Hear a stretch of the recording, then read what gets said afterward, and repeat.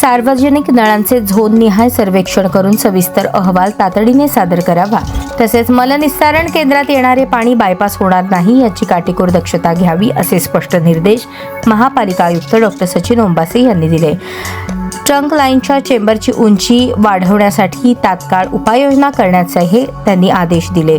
मंगळवारी आयुक्त डॉक्टर ओंबासे यांनी सोरेगाव परिसरातील मलनिस्सारण व पाणीपुरवठा संबंधित प्रकल्पांची सखोल पाहणी केली. नियोजित सांडपाणी पंप हाऊस, प्रतापनगर मलनिस्सारण केंद्र आणि प्रतापनगर तलाव परिसर या भागांचा आढावा घेण्यात आला. यावर्षी प्रतापनगर तलाव अतिवृष्टीमुळे प्रथमच पूर्ण क्षमतेने भरला आहे.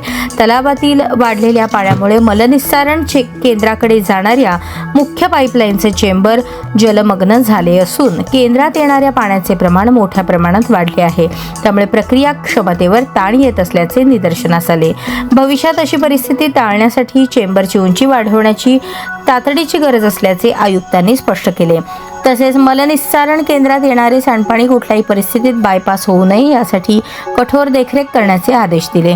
त्याचबरोबर निर्मिती मंगल कार्यालयाजवळील नाला व तार कंपाऊंड जवळील अतिक्रमण त्वरित हटवण्याचे निर्देश देण्यात आले. झोन क्रमांक 5 मधील कल्याणनगर भाग 3 येथील सार्वजनिक नळांची आयुक्तांनी प्रत्यक्ष पाहणी केली आणि सर्व झोनमध्ये नळांचे सर्वेक्षण करून तातडीने अहवाल सादर करण्याचे आदेश संबंधित विभागाला दिले.